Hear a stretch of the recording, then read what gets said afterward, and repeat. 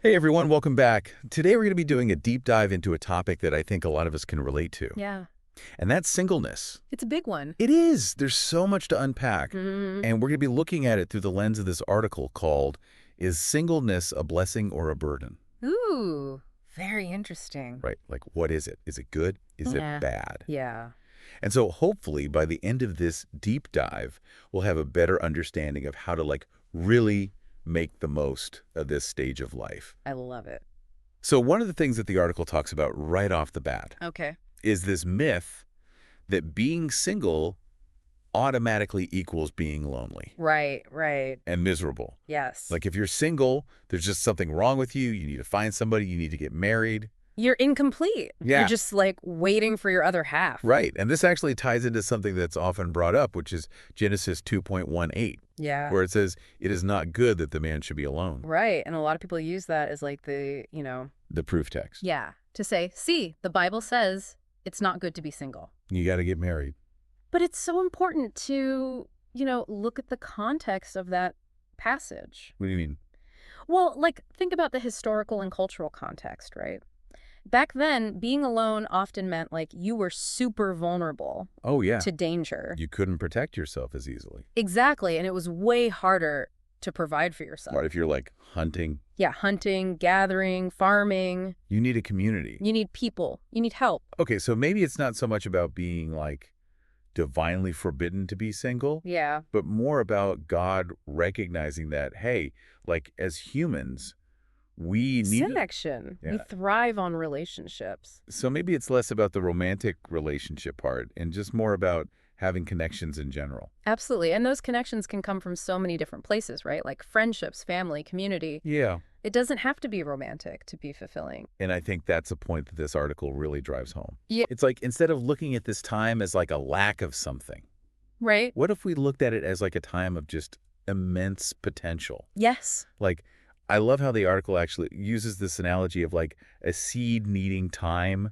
to germinate I love that. before it can blossom. So good. And sometimes, that waiting period seems like nothing's happening. Right. But really, there's so much going on beneath the surface. Exactly. It's all about growth. So maybe, when we're single, God is using that time Yeah. to really prepare us. Prepare the soil, Yes, get the roots strong. for what's to come, whatever that may be. Exactly. And the article really highlights that, it's not just about waiting around. Right. It's about using this time to really invest in yourself.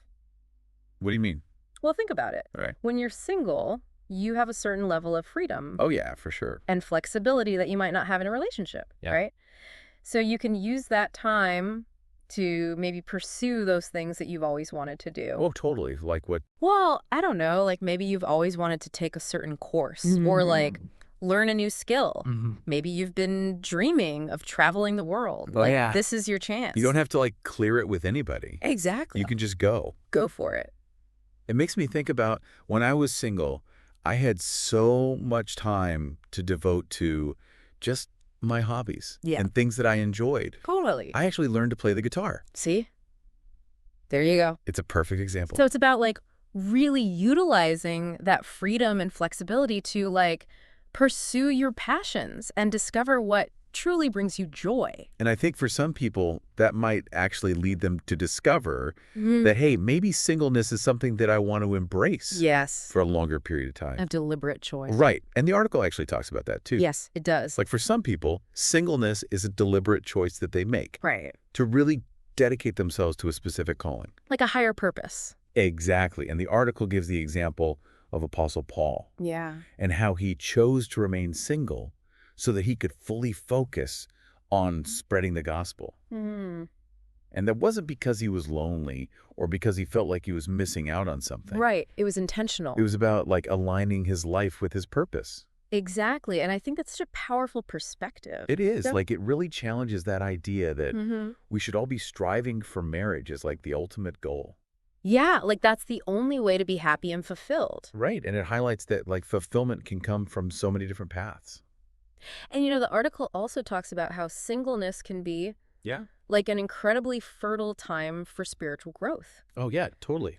Think about it. When you don't have the commitments and distractions that come with a relationship, Right. you have so much more space to cultivate your relationship with God. And that just makes sense. right? Like you have more time to pray. Yeah. You have more time to study scripture. You have more time to just like really listen for God's guidance Yeah. in your life. And it reminds me of that verse in Matthew 6:33. Seek first the kingdom of God and his righteousness. And all these things shall be added to you. Yes. Like, when you're single, it can be easier to prioritize your faith. And really like dive deep into what it means to live a life that honors God. It's like you're clearing the ground, preparing the soil, so to speak, I love that analogy. so that whatever God has planned for you, Whether it's marriage yes, or something else entirely. can really take root and flourish. So it's not seeing singleness as like this curse No. or this waiting room. Yeah. It's more like a spiritual training ground. Yes, that's a great way to put it. And that preparation, it goes beyond just the spiritual realm, too. Oh, what do you mean? Well, the article talks about how important it is to use this time to really get to know yourself. Okay. Like, heal from past wounds, Mm-hmm. build self-confidence, like really lay a solid foundation for any future relationship, whether it's romantic or not. It's like that saying, you can't pour from an empty cup. Exactly. You got to fill your own cup first before you can truly share your life with someone else. And I think that's where the article really challenges this idea of singleness as like a curse. Yes. This idea that if you're single, there's just something wrong with you. And instead, it's like, no, this is a time for growth. It makes me think of Jeremiah 29:11 for, I know the plans I have for you, declares the Lord. Plans to prosper you and not to harm you. Plans to give you hope and a future. Such a beautiful reminder that God has a purpose and a plan for each of us, no matter what our relationship status is. Yeah, and just because we might be single for a season doesn't mean that God's forgotten about us. Exactly. It's about trusting in God's timing Yeah, and using this time to like really become the best version of ourselves. I love that. Now, the article does also touch on some of the potential, I guess you could say, pitfalls of singleness. Yeah, what do you mean? Well, it cautions against using singleness as like an excuse for casual relationships or just disregarding the importance of sexual purity. Right, like the idea that because you're single, you can just do whatever you want. Yeah, and 1 Corinthians 7:2 specifically talks about how sexual intimacy is meant for the covenant of marriage.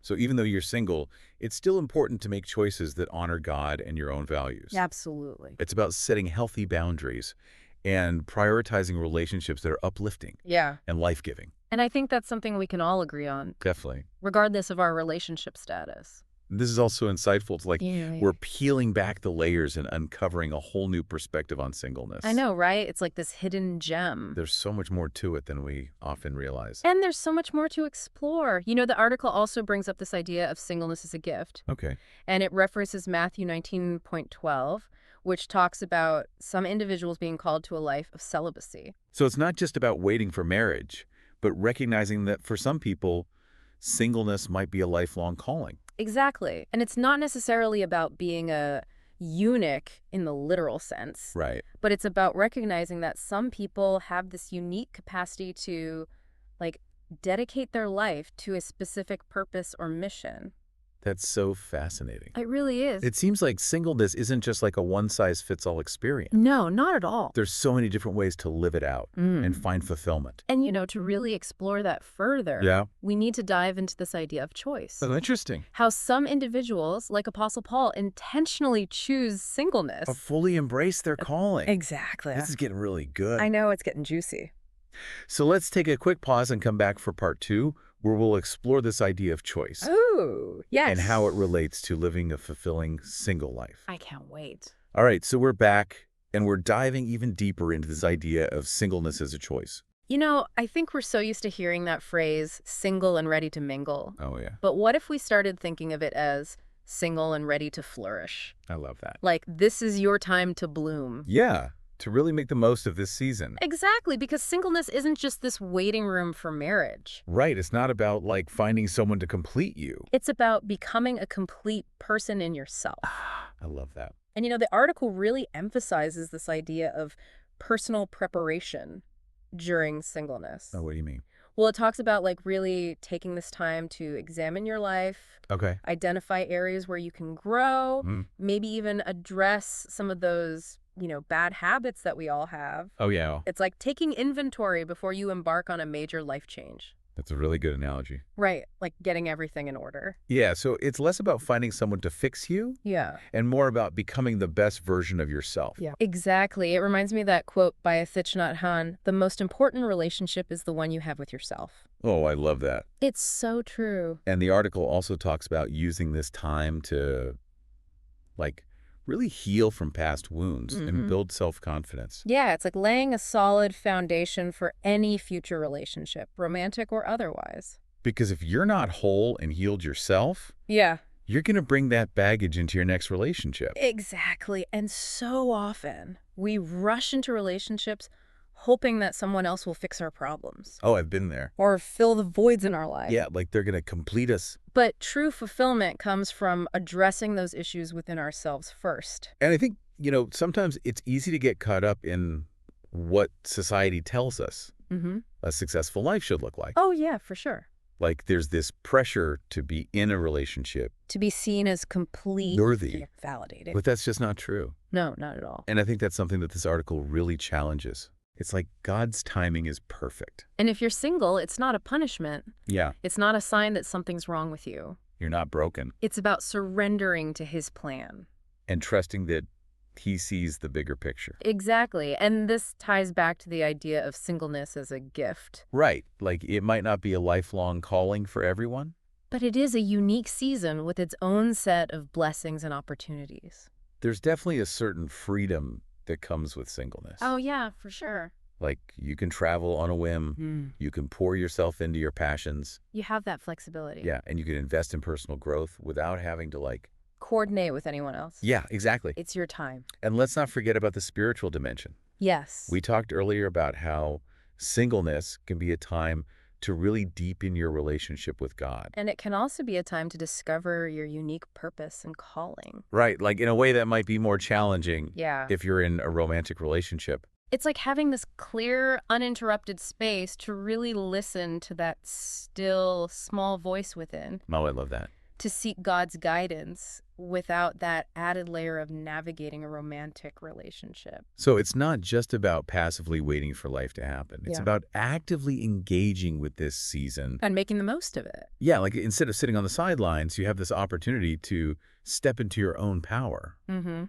really make a difference in the world. Exactly. To embrace singleness as a time of preparation, growth, and discovery. Yeah. Trusting that God is using this time to shape you into the person you're meant to be. And who knows, maybe this period of personal growth and exploration is actually setting the stage for an even richer, more fulfilling relationship down the road. It's definitely possible. Yeah. You know, I'm thinking about how society often paints this picture of single people as being incomplete Oh, yeah. or somehow less capable of contributing to the world. I've definitely encountered that. Like if you're single, you're less responsible. Less mature. Less than? Yeah. But that's just not true. It's so frustrating. It is. It's such a limiting view. Because think about all the amazing things that single people bring to the table. Their passion, their energy, Their dedication to causes they believe in. and they often have more time and flexibility to volunteer, to pursue creative endeavors. To travel, to experience different cultures. Yeah. And let's not forget about the deep and meaningful friendships that single people often cultivate. Yes. Those relationships are just as valuable And as fulfilling. romantic ones. Absolutely. It's about recognizing that there are many paths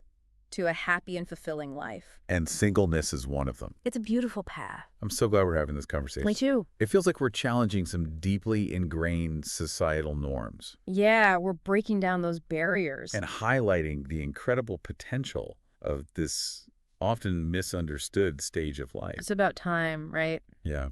You know, speaking of challenging norms, I think there's one more important question that we need to address. Okay, what's that? How do we, as individuals and as a society, change that negative stigma surrounding singleness? That's a really good question, A big one, and one that deserves its own deep dive. definitely. So let's take a quick break and come back to tackle that topic head on in part 3. I'm ready. Okay, so we're back for the final part of our deep dive into singleness. And Yeah. this is the part where we really want to tackle this question of how do we actually change the narrative? Right. Like, how do we shift those negative perceptions that surround singleness? Because it's been, ingrained in us for so long. For sure. Like, singleness is just this waiting room Yeah, you're on pause until the real deal. find a partner. Yeah, but it's so damaging. It is. to think like that It really is. because it diminishes the unique contributions that single people make to the Absolutely. world. So how do we change that? Like, where do we even begin?